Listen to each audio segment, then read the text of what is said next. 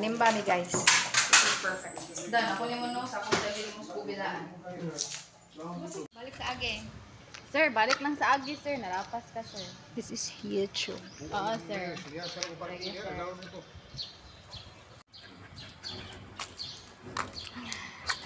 Manimba mi guys. Hapon ang among service. Sakay na mig taxi.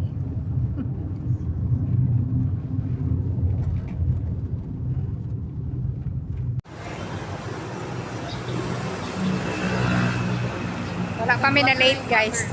Aming pangingina. Mahal namin siya. Oh, tarunga naglito kan tanging ina ha.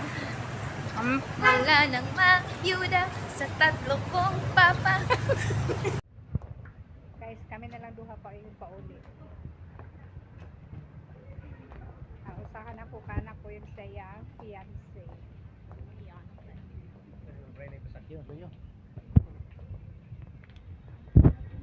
Tapos na kami nag-church guys. Nana ba nang ikunan din nadaan nila? Ito na lang. Larga na mi guys. Nagwa nga tanin. Wala nang lain. Ni adto man na siya. Sa tigil dito. Nato mig langsod bili na mas Huwag naman sala. Atong balay. Ito dikaon siya nya pagkahuman nilakaw siya nato sa lula. Larga na kita ang Lula. chip. Yan lula market. Kaya sa itlog May nila. iba punon ang chip. Mura yung takaon niya. Oh, pero di ka sa balay. Ika nang bata. Makauwi na pala tayo guys, galing sa church. Ayan, nakabis na po tayo. Medyo gabi na. Tayo na po ay magluto ng hapunan. Good morning guys. Ayan, nagluto tayo ng guys, breakfast ng mga anak natin. Ang oras ngayon is malapit na siya mag 5 o'clock. Giniginaw tayo yung jacket. Ayan guys, nagluto tayo.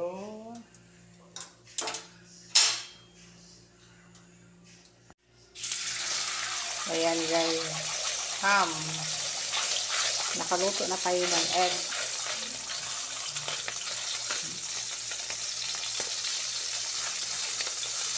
Ayan yung egg guys. Oh, hindi ko lang nabibihan kanina. So ito, luto na siya.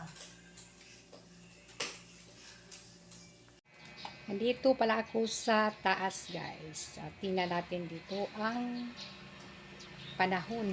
Maginaw. Good morning guys. Nandito tayo sa terrace. Titingnan natin ang palibot.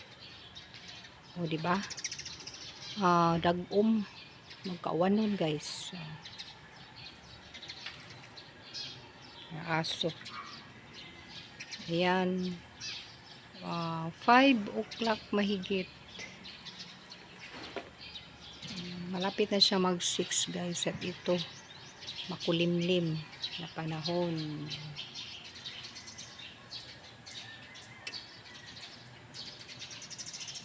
Ayan. Balik tayo sa loob. Ayan, kumain na si Kobe ng breakfast ang aga. Nandito na tayo sa kwarto guys. Babalik tayo sa baba.